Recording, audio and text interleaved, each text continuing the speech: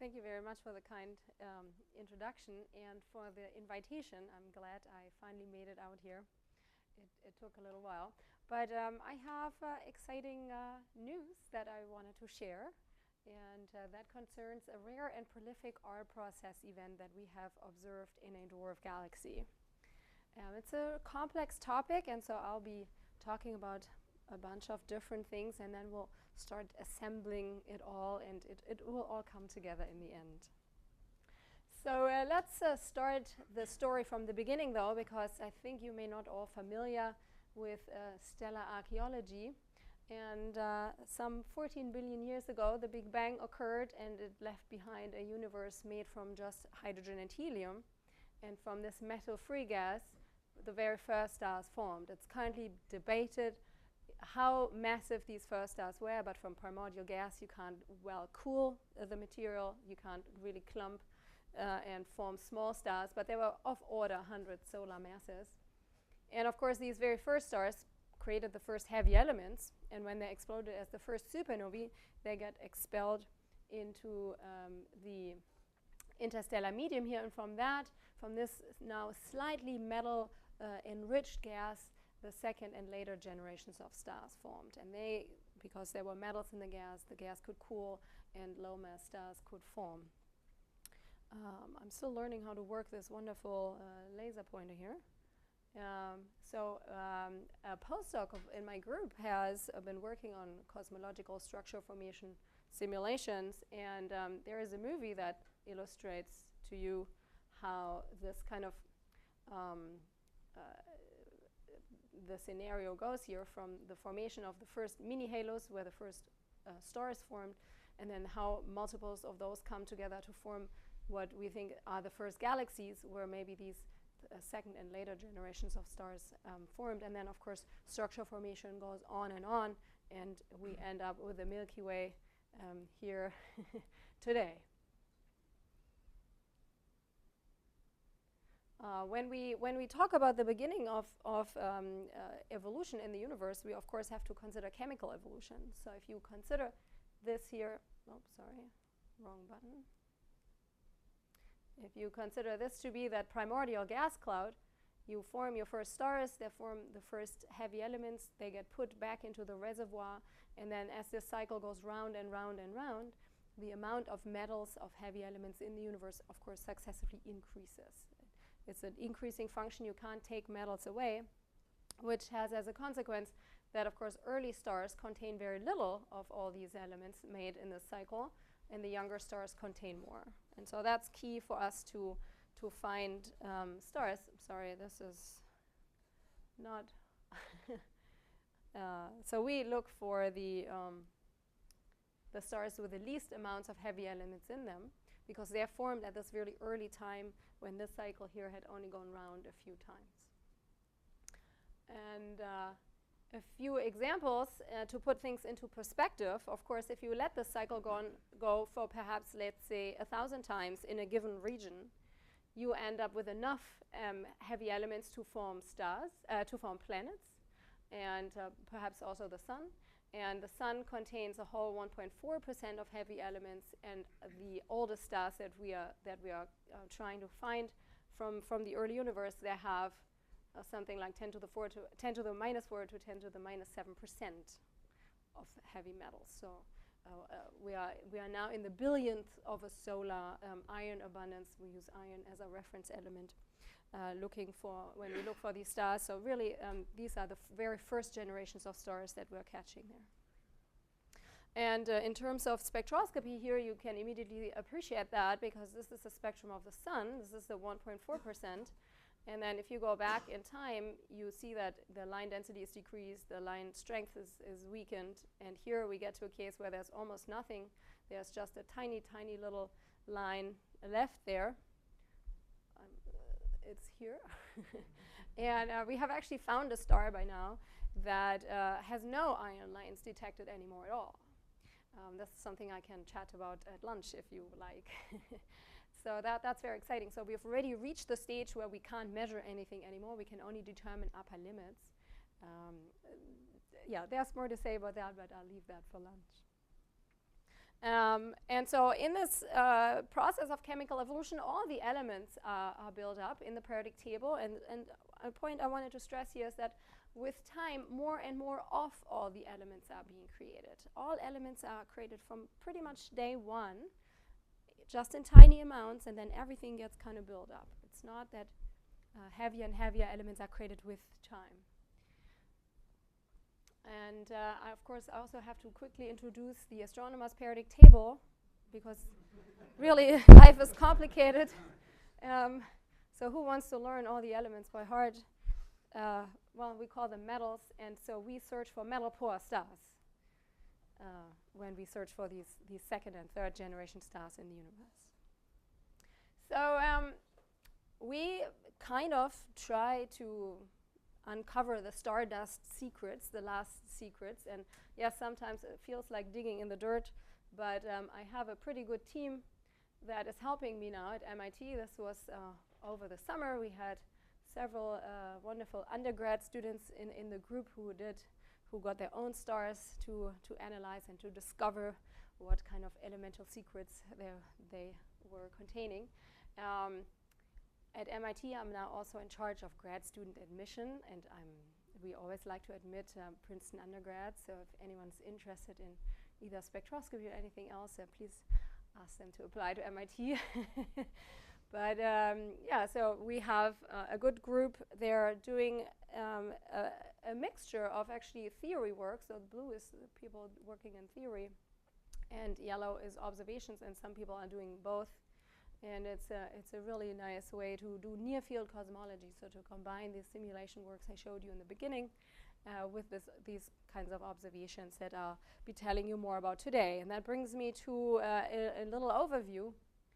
I have to address 3 topics for you to understand what the impact of that discovery of Reticulum II is. The first one is nuclear astrophysics. We need to talk a little bit about the origin of the chemical elements, especially the heaviest ones. Then I'll introduce stellar archaeology a little bit more to you, and how we can use this concept to gain clues on the site of the R process. And then dwarf galaxy archaeology, which is kind of a higher level than stellar archaeology, because we're not just using individual stars to get an idea of what happened way back when, but we're using entire dwarf galaxies. So there is extra information we're getting from that. So let's start with a little bit of nuclear astrophysics. There are 2 ways elements are made. First of all, of course, through fusion processes inside stars. That is nothing new to you. And I hope my little movie is showing. Yes. And well, energy can be gained from making elements up to iron. But then no more energy can be gained. But as you saw in the title slide, and as you of course know, there are many, many more elements in the periodic table that are heavier than iron. And those are made in neutron-capture processes. Oh.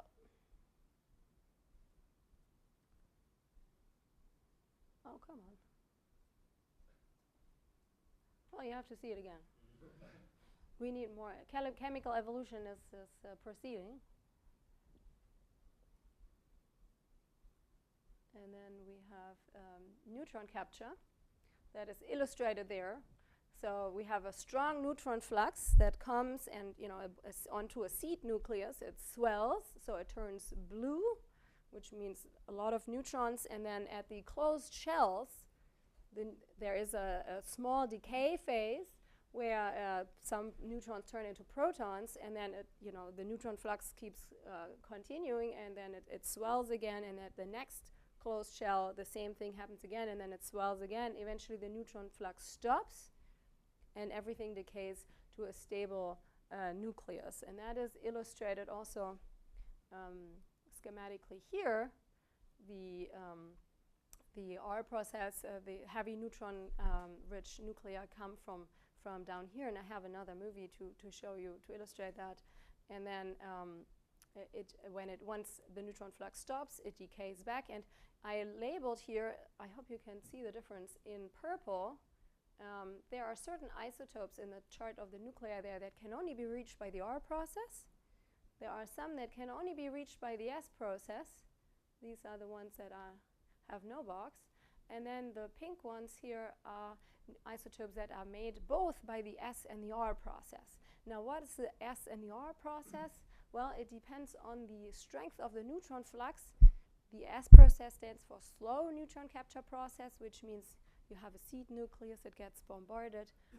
However, if the flux isn't strong enough, which means not another one is coming, the nucleus, the unstable one, can beta decay before the next one hits. And so it goes, it catches one, it decays, it catches one, it decays, it catches one, and so forth. And in the R process, within a beta decay, you get bombardment, unless you're at a closed shell. And so this is how all the heavy elements are created. And to,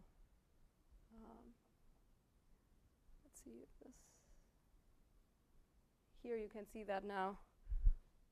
So this is protons and neutrons. You have a seed nucleus here, it gets bombarded. You have all these really heavy neutron-rich isotopes. Now the neutron flux stopped and everything decays. And I believe this is probably the only movie that is actually slower than in real time. In astrophysics, we usually have the opposite, that we compress a few billion years into a few seconds, and here's kind of the other way around. Eventually, you can see here, everything decays to the valley of beta stability. That is where the stable isotopes live. And if you then take a crosscut here through that final distribution, this is what you get. It's a pattern. It doesn't look very spectacular at first. It has peaks. Here's one peak, and here's another peak, and there's a third one over here. These are these closed shells where the nuclei pile up, so that the abundance is higher here. Now, I'm absolutely not the first person interested in the R process. Actually, almost 60 years ago, Burbage, Fowler, and Hoyle wrote the seminal paper on the synthesis of the elements in stars, and they asked themselves pretty much the same questions that I'm asking today in this talk. Namely, what is the site of the R process, what are the conditions of the R process, and how can we observe the signature of the R process? So here they label all the nucleosynthesis processes, and they say here about the R process that observational evidence can be obtained only by interpreting the spectra of type 1a supernovae, a problem which so far has remained unsolved. And it is almost still unsolved. The discovery, what I will tell you, what I'm gearing up to, is the first step to making progress, significant progress, to this 60-year-old puzzle. Now we know today that they were onto something here. They wanted to observe spectra of supernovae. Well, for a long time, including myself, we have been arguing there should be type 2 supernovae where the R process happens.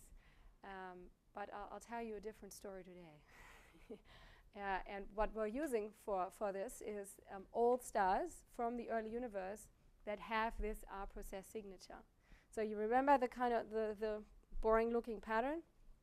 Here's the same pattern again in blue, and overplotted are the stellar abundances measured by Chris Needham in the star CS22892-052. For your reference, the purple here is the S process pattern. So this are the slow neutron capture process. Oh, I forgot to say the rapid, R stands for rapid neutron capture process. Anyway, you see that it's a completely different pattern. So it's a very distinct signature, and this star perfectly matches this. Now the blue curve, I should say, is what from the solar abundances through a few ways an R process pattern, an R process component can be extracted. The blue pattern is the extracted solar pattern scaled to the abundances of the star. So we have an offset there, because obviously the sun has a zero, has iron over hydrogen of 0, so high metallicity, and this is an old star that has iron over hydrogen of -3, so only 1,000th of the metallicity of the sun. So it's okay to have this offset there, but the pattern is identical. And we have seen this in quite a few stars now. So this observational work has shown that this is a universal R process pattern. No matter where and when it happens, Nuclear physics is just set in stone. This process, wherever it happens, it knows what to do. It's always the same. No, there is actually no nuclear physics involved here. I mean, there is indirectly some involved in the extraction of the solar component, which means that the S-process component actually, that can be modeled pretty well, has been subtracted from the total solar abundances, and the residual is that pattern. But it's very indirect. So it's just... The blue curve is an observational curve from the sun. Yeah, I wouldn't say observational, because the S-process component is modeled theoretically. The S-process is very well understood. We know where it occurs. It can be very well calculated, and you subtract that from the total solar pattern, which is an observational measurement. You're left with a residual, and that's that blue curve. And you just scale it up by 1.5 dex or something, and that's what you get. Yes. Yeah, so if you go back to the slide, you had a version of this plot which was a prediction, I think, a slide or two. That curve, is this a model? Yeah, so no, and this is also the solar. Yeah, So can you do an a priori pure nuclear physics? The answer is no, and I will sort of speak to that. So I'll address it in the second half. Yes. Any more questions? Well, my question is along those lines. I mean, is there an intermediate neutron flux which gives you maybe the lower part of the R process but doesn't manage to go up there? Is that theoretically possible? Yes, that's part of some of the problems. Yes, I'll also come to that, and we can rephrase those questions. Okay, so CS22892 is not alone. So I should say that all these R-process metal poor stars are found in the Milky Way, same as all the other metal poor stars, and we have about 30 of those now. So it's not a unique phenomenon, but it's rare. And then there are stars that also show the pattern, but where the pattern isn't quite as enhanced. So there's a variation in the level, even amongst metal poor stars, because obviously there must be some kind of continuum. And overall, this amounts to something like a few percent of the rare metal poor stars that are themselves only, at best, a percent or so of all stars in the halo. The tricky bit here is that we don't really know where these stars come from. These are old stars now located in the halo, but they surely haven't formed in the halo.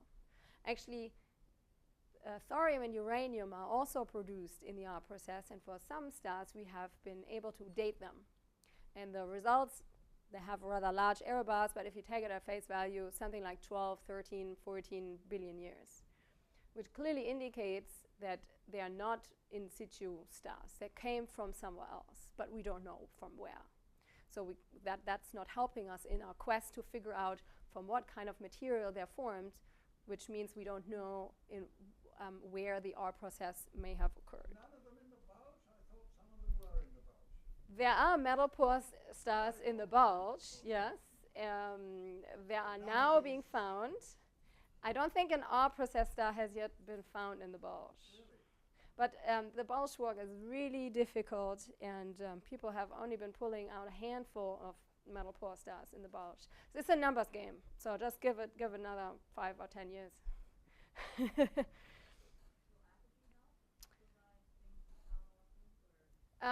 Possibly. I can't recall what neutron capture elements they have in the near-infrared, but there are some. So if the ratios are right, you could identify them. Yeah, that might be worthwhile looking into. I mean, the problem right now is not a shortage of R process stars, actually, at least not for this question. A shortage that we have is big telescopes to follow them up with exquisite detail so that we can do the best possible measurements. And there's a lot of problems with the nuclear physics theory that, for example, goes into the age measurements that makes our life difficult. yeah, that's a whole other can of worms. So I just wanted to formalize this concept of stellar archaeology, which also summarizes a little bit what I already said. So we live out here in our galaxy. We observe with a telescope all these wonderful metal poor stars in our own Milky Way. We study their chemical composition, and that tells us about the composition of the early gas cloud from which they're formed. And all these elements that we see in these stars now actually came from these very early stars here. So the metals we observe were not made in the low mass star themselves. They were baked in at birth. They came from before. So that's very important. Two other important points for the remainder of the talk. If we find stars with iron over hydrogen of less than -3, so a thousandth of the solar iron abundance, and we like to call them extremely metal poor stars, but that kind of low metallicity indicates that you would only need about one progenitor star to produce all that iron here. Now that is true for the light elements, so the iron and all the light elements that we see in the stars. And in terms of the heavier elements, we can phrase it a little bit more broad and say that we really only need one nucleosynthesis event to make the heavy elements prior to the formation of the star. And overall, that makes these galactic metal poor stars a great tool for near-field cosmology, because we can look back in time in chemical space, and so we don't need to go to the high redshift universe and observe 3 photons. We do it with high resolution spectroscopy and get 5 photons of the faint stars. Yes. Do those statements assume something about the mixing of the metals into the? Indirectly, yes. I mean, we don't know what's going on in this gas cloud. We can only interpret what we see, and there are many halo stars that show a very homogenized pattern. So at some point in time, this kind of gas cloud was already well mixed. If you go, however, to the very lowest metallicities, it gets more and more stochastic. So probably there we're seeing, more the signatures of individual elements. But yeah, since it's kind of stochastic and we have still small samples, it's really hard to make generalized conclusions. So one progenitor star must assume that you're only mixing into about 1,000 solar masses of primordial gas. So you are making the assumption about mixing. Well, yes, we're making an assumption. That's true. I condensed this a little bit. We usually assume that it's something like a 10 to the 5 solar mass gas cloud, and we canonically assume instantaneous and homogeneous mixing until we see that this doesn't work. It's always the first go-to assumption. Okay, so we have these stars. We can use them to study these individual nucleosynthesis events. And so CS22892 is an example of a star that has this kind of pattern. So the light elements were produced in fusion processes in supernova, in core collapse supernovae. And its heavy elements were all made in the R process. Okay? Now, just for comparison, I want to show you how this looks for the S process. So because we do find stars with a pure signature of the S process, namely these stars are in binary companions, and the S process operates in AGB stars. So if you have a slightly bigger companion, at some point it goes to the AGB phase, it makes S process element, dumps it onto the companion, then we observe that. So we have stars that kind of look like that. They have this clean signature. If you go into the early universe, life was not messy enough yet that we can isolate that. Again, for comparison, this is what the composition of the solar nebula looks like, and hence the sun. The S process as well as the R process have contributed their respective isotopes over 8 billion years, and we have that kind of mixture of a composition. I have labeled here in green something that we call the weak R process that goes a little bit along your question, Jeremy, because we're not entirely sure if this is the true R process or maybe a different R process. So there is lots of wiggle room, but there is still this division between S process and not S process. Okay, so let's ask some big questions because we want answers. our main question has been, what is the dominant astrophysical site of the R process? And there have been options floating around for quite a while, namely core collapse supernova. They are available in the early universe. They enrich the ISM fast. And we have metal poor stars. It kind of all works out. Then there are neutron-star mergers. Well, it takes them a while to in-spiral before they coalesce, but neutron-star mergers are made from neutrons, so if they if they hit each other, obviously you're going to be provided with a strong neutron flux. And then there are others like jet-driven supernovae. Related questions are what is the rate and the yield of such an event, and does the dominant site change with time? Let me go into a little bit more detail on all of these points. So core collapse supernovae are a good option in principle. As I said, supernovae are common, and they produce, irrespective of the heavy elements, they give us the light elements that we see in metal poor stars. There's no doubt about that.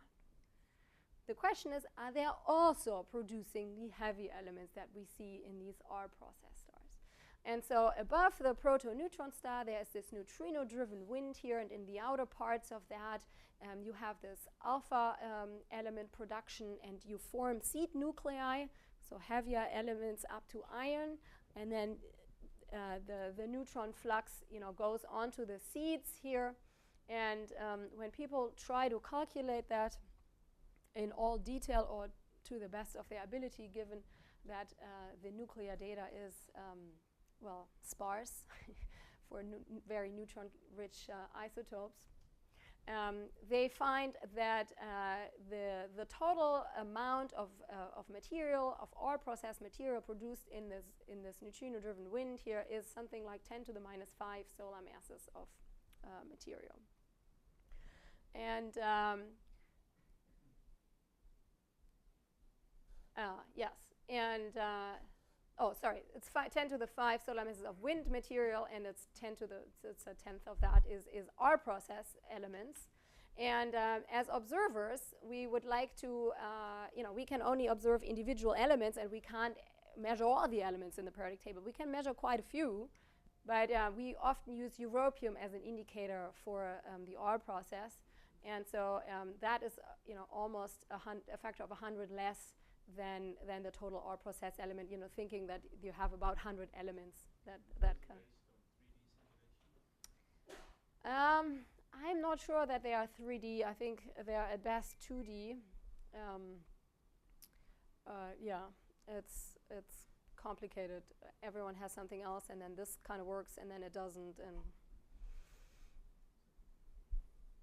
so, are there observational upper limits on the abundance of R process elements in supernova remnants? in supernova remnants, what's happening here?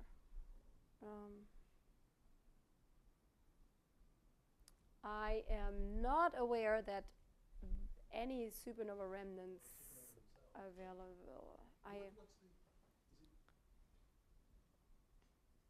number, if this 10 to the minus 5 were correct, or 10 to the minus 6 were correct, would that solve the problem? No, it won't. Okay. Actually, this is just the beginning of the story. So I'll tell you first what's not working. And is this level detectable in principle, observation? This here? Yeah. So this is we have to see how this translates into an abundance. This is just solar masses, and yes, I will get to that. You will see it very clearly. In a supernova, though, that would be smeared out by tens of thousands of kilometers per second. Well, yeah, if you want to measure it, that would be large. I mean, it would be a very broad feature, which means you would need a very high abundance to still be visible. All of these elements, every element has its outermost electrons bound by on the order of 10 electron volts. I mean, you'd need to get them in emission, and I'm not aware that any people. I mean, it comes up as an idea. I have heard it many times, but I'm not aware. Maybe Josh, you know if Laura Lopez did any of this? So anyway, so this is a fairly low yield here, and parts of the problem are that in these model calculations, the R process has problem because it has it requires a high electron fraction. The R process actually has problems running all the way up, well, up this way in the charts of the nuclei, and so it cannot produce much of everything above barium. Barium is at the second peak, so it kind of starts things, and you asked about this. So this kind of R process in core collapse supernovae is very good in starting the R process, but then just peters out. Okay, it just doesn't have enough oomph. And that means that the overall yield is low if you just sum it all up. The basic idea here is, you have guessed it already, is again, we have the first stars or some early stars. They explode, they seed this gas cloud from which our little stars form, and then eventually we observe it. And as I already indicated, we have some pretty strong pros here. We have a fast enrichment channel if core collapse supernova were responsible for this R process, or this overall R process pattern. Metal poor stars, given their low metallicity, really only need that one progenitor. So it would really be the picture book kind of solution if core collapse supernova would also produce the R process. So the con is really you can't keep the neutron flux up long enough. Yeah, the neutron's flux is weaker. You need to keep it longer and stronger. It kind of gets diffused a little bit. Oops. So the other option is neutron-star mergers. And so if you have two coalescing neutron stars, you have tidal interaction. And so, kind of where the crusts merge, there you create a lot of R process elements. You create a strong neutron flux. You create also neutrino-driven winds that go kind of up along the axes. And so you have dynamical ejecta from these jets, as well as R process elements from the tidal interactions. And that one, at least according to theory, has absolutely no problem producing the full R process beautifully. However, it has a little problem producing the first peak, that early part, that the supernova can do really well. All right, so since that R process pattern is done well, the overall yield is higher, and so we get to 10 to the minus 4.5 solar masses of europium rather than 10 to the minus 7.5. So we're having a factor of 1,000 difference here. A big con has been forever, doesn't it take, okay, let's try again. Doesn't it take, okay, I'll just talk about like this. Doesn't it take too long for the neutron stars to coalesce? Because if that kind of keeps going, my metal poor stars with their low metallicity, they have long formed before that thing has coalesced and has provided all the R process element. Right? So that has been a big problem. And that was the main reason why I said to the theorists, guys, you just got to get your ducks in a row. It can't be neutron star mergers because it just takes too long. Well, little did I know.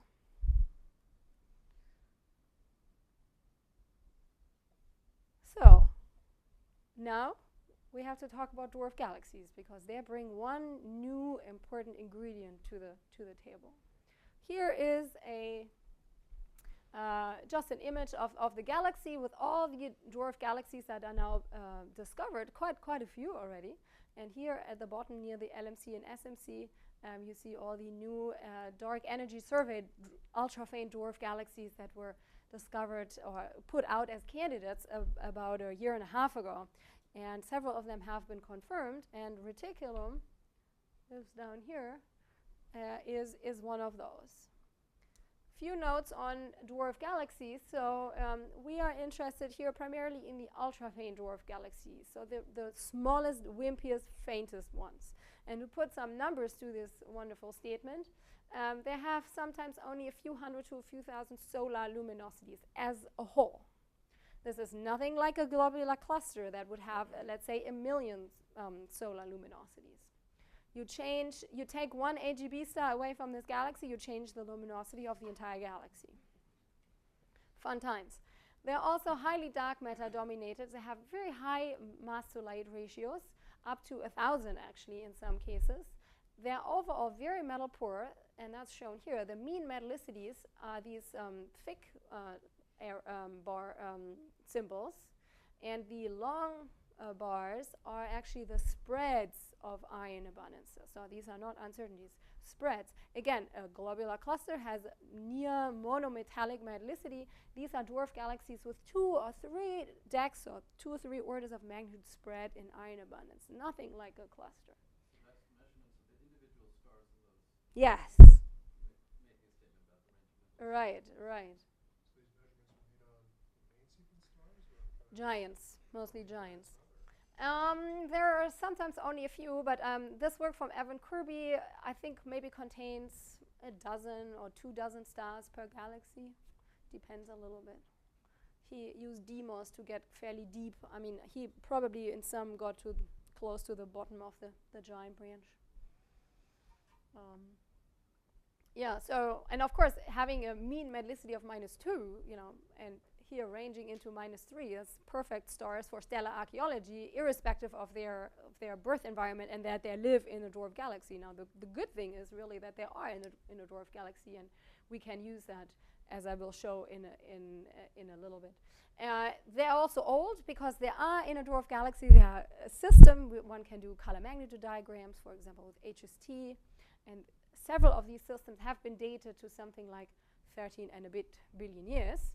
So we're not making this up, that metal poor stars are old. Here's one proof that's particularly beautiful. And our chemical work in several of these dwarf galaxies has clearly shown that there are very few generations of star formation, perhaps just one. Yeah, I can talk a little bit more about that at lunch as well. There are some really extreme other dwarf galaxies, Segway 1, that I'm leaving off here, but that one probably only had 1 stellar generation, and then it just went dormant. So to summarize this point here, really, ultra-faint dwarfs, they define stellar dwarf galaxy archaeology, where we use the entire galaxy as a fossil record of the early universe. Not just the stars, but also the environment. So meet Reticulum II. Well, this is in the direction of Reticulum II, I promise.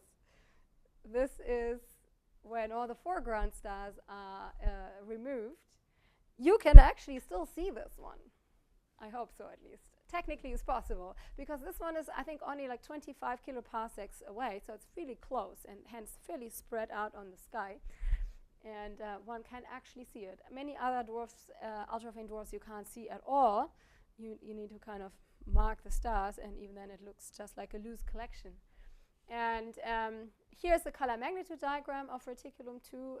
In red are the radio velocity confirmed members, from which, from the radio velocity dispersion, it was deduced that this is a dark matter dominated dwarf galaxy. And we have been taking the brightest 9 stars, so these are 6 here in a clump, and then 2 and 1. And we've been observing them with the Magellan telescope in Chile about a year ago. And I forgot the exact number, but yeah, something like that. Usually it's like 8, 9. And my student Alex G has led this work, and he spent about 25 hours on observing these fairly bright stars for dwarf galaxy stars. And he came home with a ton of data, and he did an abundance analysis. And here are the light elements. This is a bit of a busy plot, but what you have to take away from it is only one thing, namely the gray points you see in the background are halo metal poor stars, and in color are the 10 dwarf galaxies that we have collectively studied so far. And you can see that the colored points and the black dots pretty well agree. There's often scatter. Carbon is a little bit weird. Much needs to be learned about carbon production. But if you look at titanium here, chromium, it looks pretty neat, okay? And what we learned from this is only one thing that we kind of expected in the first place, namely that core collapse supernova produced this signature, and there were progenitor stars that ended up as core collapse supernova before these stars were formed. It's actually pretty unexciting. So yeah, nothing special here. Then we looked at the neutron capture elements, and here is now a barium over hydrogen and europium over hydrogen as a function of iron again for, again, halo stars in gray, dwarf galaxy stars in color. I have not added Reticulum II to this yet. I will in a moment. I just wanted to point out here that low neutron capture elements is a very clear signature of all these ultra-faint dwarf galaxies. Butas 1 is already is on the luminous end of this bunch here, and so that one looks like some chemical evolution has already happened. But these guys here, they can't quite decide, do I contain, or is there a neutron capture material in this galaxy or not? At best, it's very low. So we only have upper limits. Okay, so let me show you the data quickly. Here are two comparison stars. This is a typical ultra-faint dwarf galaxy star. You see pretty much nothing at europium and maybe a little at barium. And here's an R process star. It's very similar to the one I showed you, CS22892. So whopping europium and barium lines. Well, we found two stars in Reticulum II that had spectra like these. I mean, these are the spectra. Look pretty close to this guy up here, right? Okay, well, low neutron capture elements, just what we want. This is the typical ultra-faint dwarf galaxy signature. This is noise. It's all noise. I should say, so these are faint stars. The reticulum stars with 17 and 18th magnitude were bright for ultra-faint dwarf galaxy stars. This one here is 19th magnitude, and it takes you an entire night to get that spectrum. So yes, things are pretty bad, and actually it gets illustrated even better here. These are the other 7 stars we observed. Despite the fact that we have such crummy data, the R process enhancement in these stars is so strong that you can see this line even in this Reti data. Right? If that R process enhancement wouldn't have been that strong, we would not have seen it. It would have been stuck in the noise. So we've been thrown a big bone. Not quite. This was 28,000 in the blue and 22 or 24 in the red. Yeah, the weather is not always great there, so we have to use the 1 arcsecond slit that gives us that. Anyway, from these data, we got heavy elements, and Alex here plotted them on top of the purple, well, he plotted them, and then we shifted the S process pattern and the R process pattern to see if they match. And you can see yourself, the R process pattern matches, the S process pattern does not.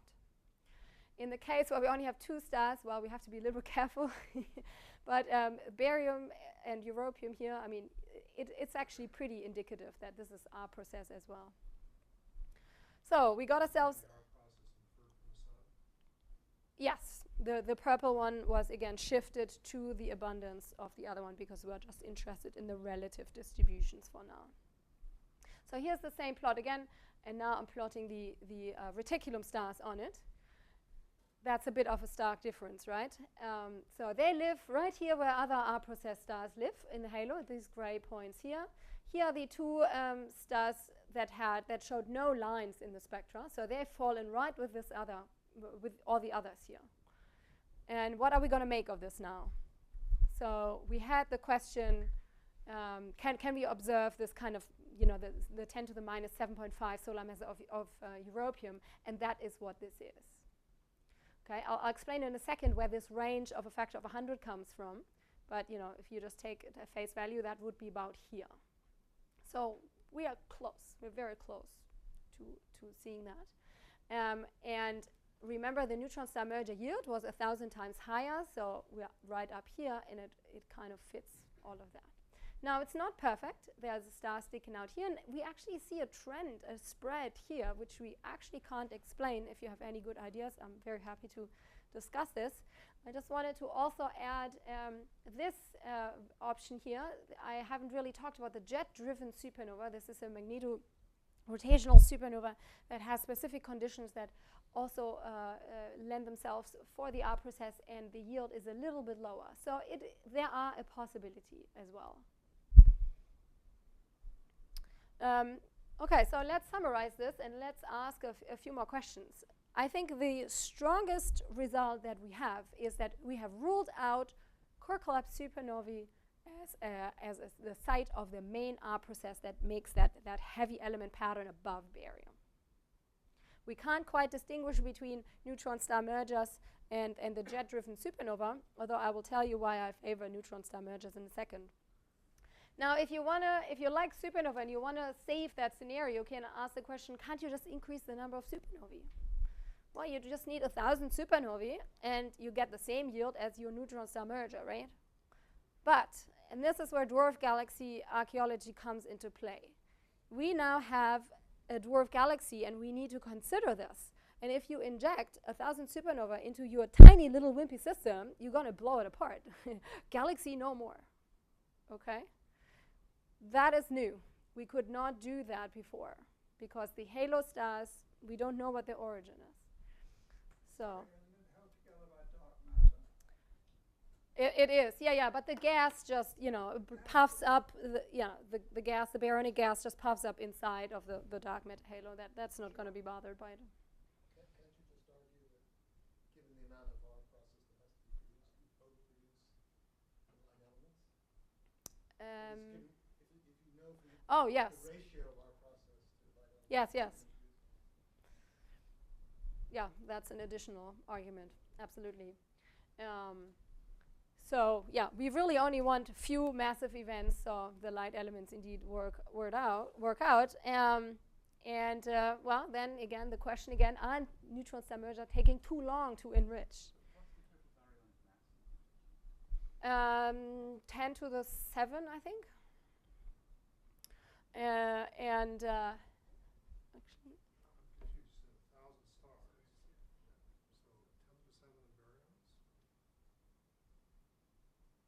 Sorry, what? I thought you told us Reticulum had something like 1,000 stars in it. No. I just said if you were to inject 1,000 supernova into the system to make up for your yield difference between the core collapse R process yield and a neutron-star merger R process yield.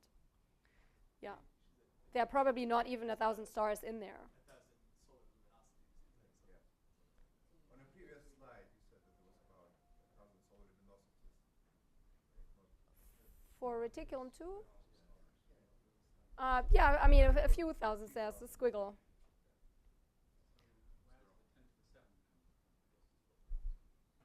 The 10 to the 7? So 10 to the 7 baryonic mass, 10 to the 3 stars. Well, the 10 to the 3 stars is just a Gedanken experiment. Okay? There were probably only 1,000 stars in the system in the first place. You can't explode them all as a supernova. Okay? That's just to kind of argue how you could increase the R process yield necessary to explain our observations, but it wouldn't do the system any good because the ends don't meet for a number of reasons. The 10 to the 7, they just come from mass measurements. No, I think the dark matter mass is like 10 to the 8.5, give or take. Again, if it's not stars, how much gas is there? Well, we don't know how many stars were in there, right? That's part of the problem. We see now what. Yeah, that's right. But there was obviously more that has, that was more massive and has died already. We only see the low mass little guys left over today. Okay.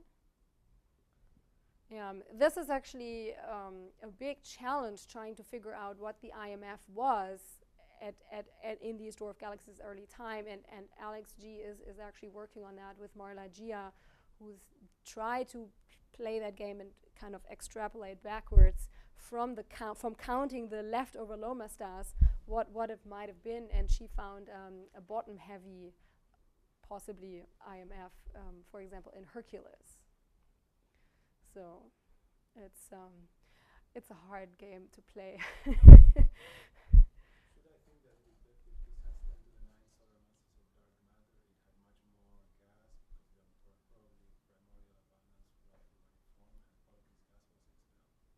Yeah, so some was most likely expelled, and the whole thing might have also got fried by reionization. That is something, I'll come to that in the very end, actually, or in a second.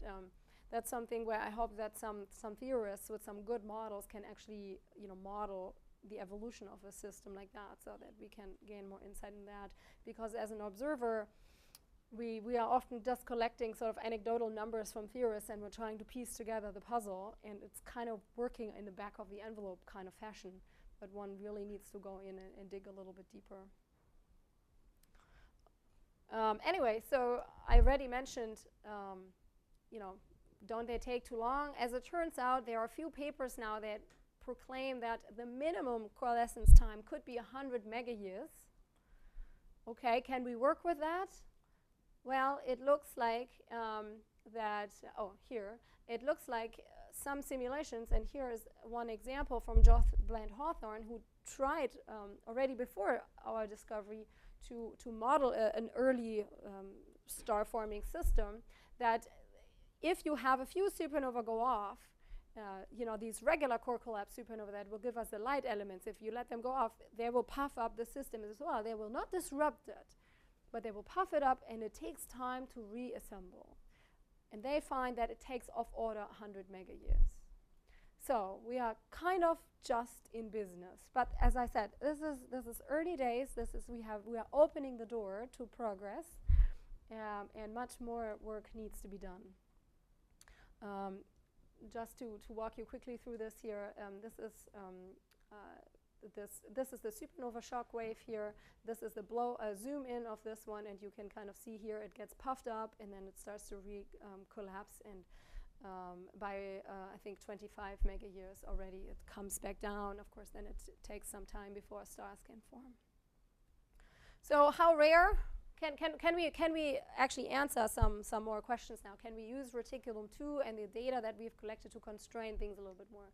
So how rare is obviously the important question. And here's again one of these dwarf galaxy archaeology facts, that now we can consider the entire population of dwarf galaxies. Before we were working with samples of stars to derive conclusions. Now we're working with samples of galaxies. We have a 1 in 10 R-process event for all these galaxies. Actually, we just output another paper on Tucana, a new ultra-faint dwarf galaxy. So actually it's 1 in 11 now. But 1 in 10 is good to calculate things for now. We did roughly, and that comes back to those questions, make a guess. It's a vague guess. Please don't quote me too much on it. How many supernova could have occurred in all of these UFDs at the earliest times, and Alex came up with something like 2,000, so a few thousand. And that is, again, back of the envelope, consistent with the neutron-star merger rate of 1 per few thousand. Okay, so this is very basic, and obviously I'm hoping that all 3 numbers can be refined over the next few years. Because this is quite exciting to firm up these numbers. And how prolific? Well, I told you that I have to tell you a little bit more about the factor of 100 spread in our yields, in what we overlaid there, and we can now estimate the gas mass. The minimum gas mass would be 10 to the 5, which is kind of the swept up gas mass from one supernova event, or something like 10 to the 51, which would be the energy of a neutron-star merger. And 10 to the 7 we take as the total mass of the entire galaxy. So that gives us a bracket. The neutron-star merger would also be 10 to the 51? Yeah. It's no more than a factor of 10 less than a supernova. So again, this is information that we haven't had before now, because we have this ultra-faint dwarf. And that then allows us to make yield predictions. I mean, we can spin it both ways. We can take the yields, convolve it with this, and we then compare to the abundances, or we can take an average abundance, throw it into that, and recalculate what the yield should be, right? And so we're working with theorists now for them to reproduce what we see in the observations. That's obviously the aim of the game here. So to summarize, this is just the stellar archaeology picture that I showed you. We have these first stars explode, they enrich the gas, and the story continues from there. But I think we got to change the picture a little bit and wedge this neutron-star merger in here, at least for the case of Reticulum II. And in this time frame of 100 megayears, it just works out. I would really like that also to be firmed up, because it is a little bit uncertain right now, so it's a big caveat. But nevertheless, a really interesting outcome.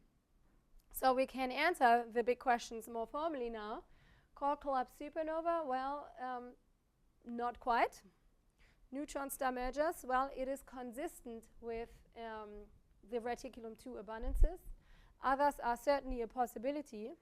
In terms of the rate and the yield, well, we guesstimate that it's about 1 per 2,000 supernova, and that the total R process yield is 10 to the minus 2 solar masses of R process material.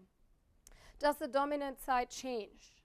I haven't spoken much to that, but there is local evidence for kilonova. So if you have a neutron-star merger event where the R process occurs, from the radioactive decay that you saw in this charts of the nuclei movie, you know, there's a lot of flux coming out of this decay. And so that can be seen as a kind of an afterglow. And there are, I think, at least 2 such detections that, well, there are 2 such events that are interpreted as being a kilonova event from a local R process event. So there's local neutron-star merger evidence, and there are also deep sea measurements of radioactive plutonium that kind of suggest that it is rather a neutron-star merger than a core collapse supernova. And because I like my universe to be as simple as possible, even though it's not, I think I don't want the dominant side to change. And so my thesis here is that it's probably not changing, because we can support the neutron-star merger for the first time now also in the early universe, right? And so why should it change? Please prove me wrong. But I think that just makes for a nice story. I just wanted to come back to this for a second before I conclude. So we have this other little puzzle, because there are these 2 other stars that have no neutron capture elements in Reticulum II. And it actually is not a nuisance, but a blessing, because it tells us, it gives us an opportunity to learn more about the star formation history of this system. And actually, Alex was at the telescope again, and we observed 1 more star, because the weather wasn't so great, so it's actually 2 and 8 now. And it can mean 2 things. It could be that we are observing, or we have observed, a sequential burst of star formation. These guys have lower ion abundances, so maybe they formed first, then the neutron-star merger went off, and then the other stars formed. Okay, please someone model that for me. Thank you. It could be inhomogeneous metal mixing. We kind of talked a little bit about that already. Well, it could well be that, you know, things weren't homogeneous at early times, and these other 2 stars just happened to form right at the edge where the metallicity was particularly low, and there were no neutron capture elements. Sometimes you win the lottery. This one is my favorite. It could have been that Reticulum II actually accreted an even smaller, or well, at least not a bigger, other ultra-faint dwarf galaxy that did not experience an R process event. So that would be kind of the very first step, at the very first beginning of hierarchical assembly of galaxies, where this guy, Reticulum, has eaten another one. And we just finished a paper based on our simulations where we actually asked ourselves that question. We tried to calculate what the number of accreted system of small ultra-faint dwarf galaxy type accretion events a given system experiences. And at the mass for Reticulum II, we find that at best 1 system could have been accreted. It's kind of between 0 and 1. Of course, in real life, that's kind of hard. But so that is an option, and I find this very enticing. So again, I also hope that someone will have the time and the knowledge to model this somewhere and confirm or refute this.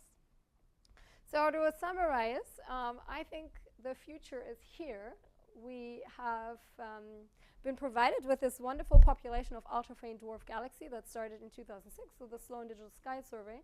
And by now they have given us an enormous first glimpse of the power that they possess in order to study the early universe. I love stars, I love stellar archaeology, but dwarf galaxy archaeology holds the key for progress. So we need environmental information. There's no way out.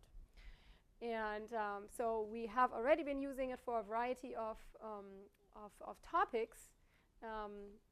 Nuclear astrophysics, early chemical evolution, first galaxy formation, metal mixing processes, and so forth. And so I think there's much more to come. More dwarf galaxies are going to be discovered and characterized, and all the simulation work will also progress a lot, especially because we have these observations now that motivate all this work.